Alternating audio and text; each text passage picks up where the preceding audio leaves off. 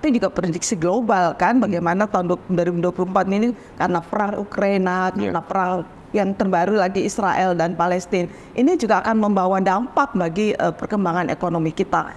Yang paling penting itu adalah bagaimana sebuah pemerintahan itu bisa membersihkan dirinya, memastikan dirinya itu bersih dari KKN, korupsi. Supaya satu putaran kita memilih saja yang surveinya unggul.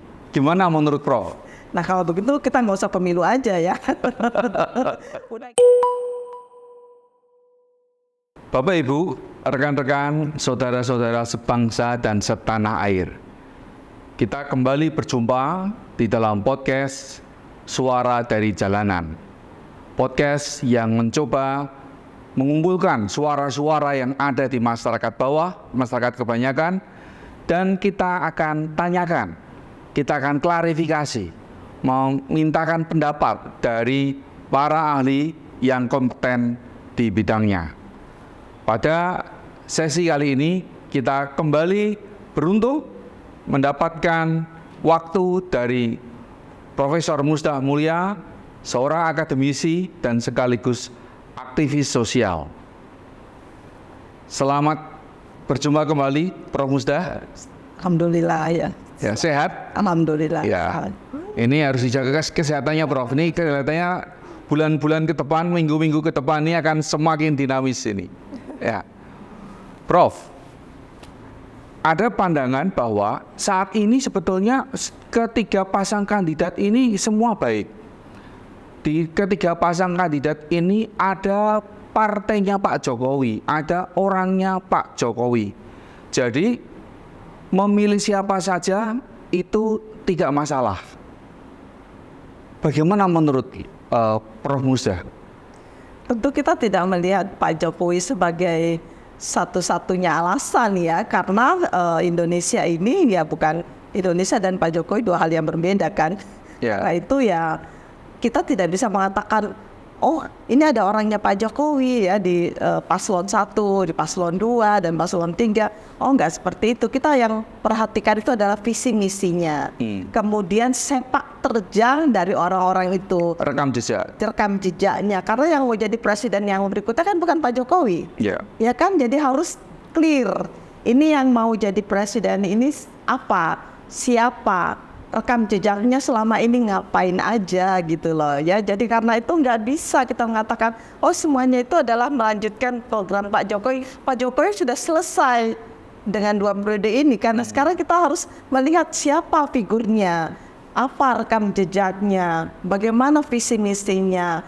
Terus yang paling penting adalah integritas moralnya. Ini penting, integriti itu, atau dalam bahasa Indonesia integritas. Kalau dalam istilah Islam itu akhlakul karimahnya kayak apa gitu. Jadi marilah kita semua menjadi warga negara yang kritis, warga negara yang sadar, warga negara yang bertanggung jawab, sehingga pilihan kita itu tidak asal pilih, tetapi memilih dengan penuh tanggung jawab. Karena setiap pilihan itu ada risikonya, dan kalau kita orang yang beragama, tentu pilihan kita juga akan kita pertanggungjawabkan, bukan hanya di dunia loh Mas Riza, tapi juga sampai di akhirat nanti. Betul Prof. Prof, namun juga ada pendapat sekarang ini, sudahlah kita ini sebagai bangsa, janganlah terpecah belah karena pemilu. Karena itu pemilu ini biar saja satu putaran, dan biar supaya satu putaran kita memilih saja yang surveinya unggul. Ya, gimana menurut Prof? Nah kalau begitu kita nggak usah pemilu aja ya.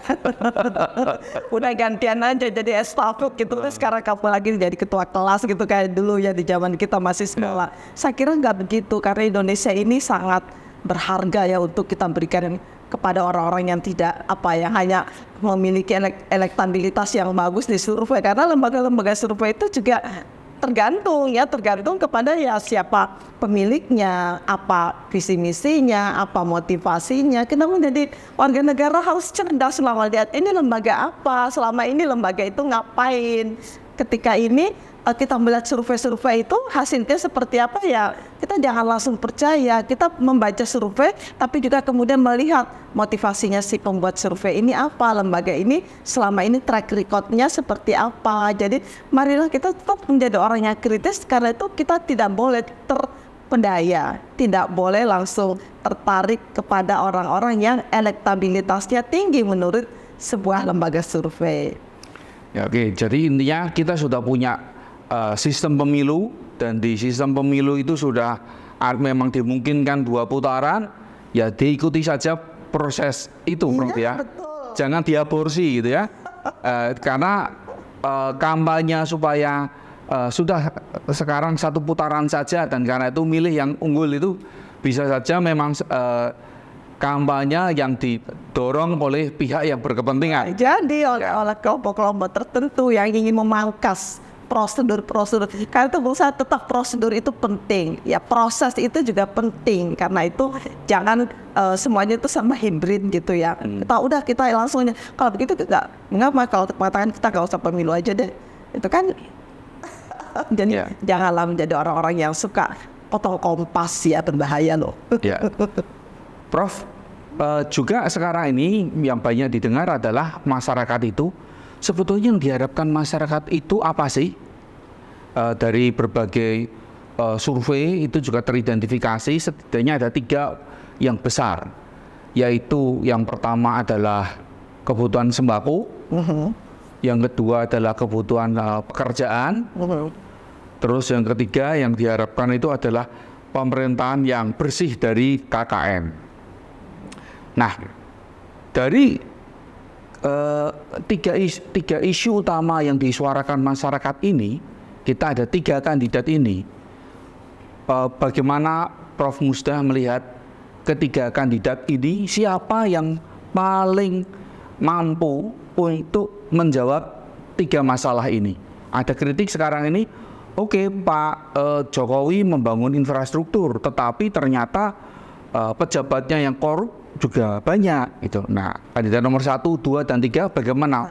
Kita lihat dulu dari isu-isu yang muncul bahwa masyarakat butuh sembako, masyarakat butuh pekerjaan, ya masyarakat butuh bersih ya dari KKN. Nah, kalau saya melihat ya, kalau yang paling penting itu adalah bagaimana sebuah pemerintahan itu bisa membersihkan dirinya, memastikan dirinya itu bersih dari KKN, korupsi. Kalau pemerintahannya itu mampu menunjukkan prinsip untuk no corruption, ya nggak ada korupsi, maka dia pasti akan mampu memberikan kesejahteraan bagi rakyatnya. Sembako nggak masalah, pekerjaan juga masalah. Karena itu bagi saya ya, ini penting sekali bagi kita untuk mendorong ya, bukan hanya mendorong tetapi memastikan bahwa pemimpin yang akan datang adalah pemimpin yang betul-betul bersih dari semua track record korupsi dan semacamnya. Dan karena itu yang saya melihat terus terang aja dari 3 paslon ini, Pak Ganjar dan Pak Mahfud, ya paslon ketiga, itu adalah orang yang sudah menunjukkan track record-nya. Kita kan melihat track record. Kalau janji ya semua orang bisa bikin janji dong, tapi track record itu kan nggak bisa diubah, karena track record itu adalah sesuatu yang sudah terjadi. Itu merupakan bagian dari sejarah masa lalu, dan itu harus menjadi landasan bagi kita untuk memilih siapa yang akan kita percayai menjadi pemimpin yang amanah. Ya, oke, menarik Prof. Jadi sekali lagi bahwa Prof menegaskan pentingnya kita semua menjadi pemilih yang cerdas, yang tidak hanya menerima begitu saja kampanye-kampanye, semboyan-semboyan, ya, namun harus melihat rekam jejak. Betul. Ya, itu yang pertama. Yang kedua, tadi Prof juga menegaskan bahwa ada berbagai isu, tetapi isu penting yang memiliki dampak luas atau memiliki multiplier effect itu adalah anti terhadap korupsi, kolusi, nepotisme. Karena kalau itu diselesaikan, dampaknya bisa kemana-mana, Prof ya. Pekerjaan jadi mudah, masyarakat kita tidak menganggur, dan kebutuhan sembako, jangankan kebutuhan sembako, kebutuhan lebih dari sembako itu dapat dipenuhi. Ya. Bu Sri Mulyani di dalam beberapa kali wawancara sudah mengingatkan bahwa ekonomi di 2024 itu sulit, ya, tidak mudah, dan karena itu semua harus lebih berhati-hati.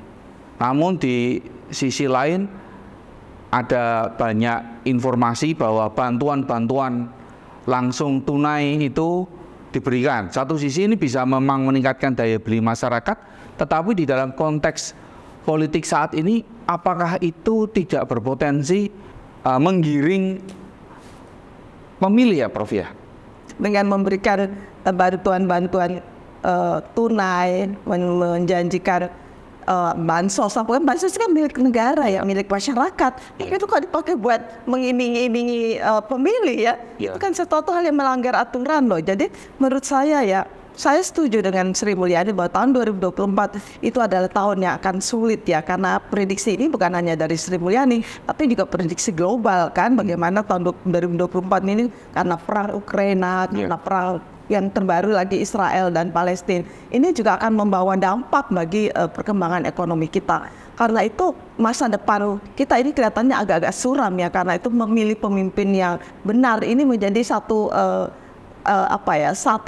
momen penting bagi kita semua. Jadi nggak ada pilihan selain bahwa kita harus memilih pemimpin yang benar, yang mengerti cara mengelola ekonomi kita. Karena kalau enggak, kita akan bakal terlilit hutang seperti sekarang.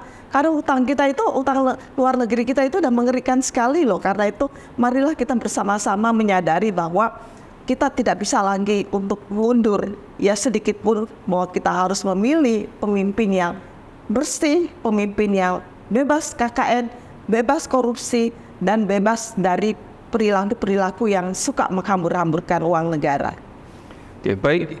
Terima kasih Prof atas waktunya. Bapak Ibu, rekan-rekan, saudara-saudara sebangsa dan setanah air, kita pada sesi ini mendapatkan penegasan bahwa melalui pemilihan umum ini kita ikut mewujudkan masa depan bangsa kita.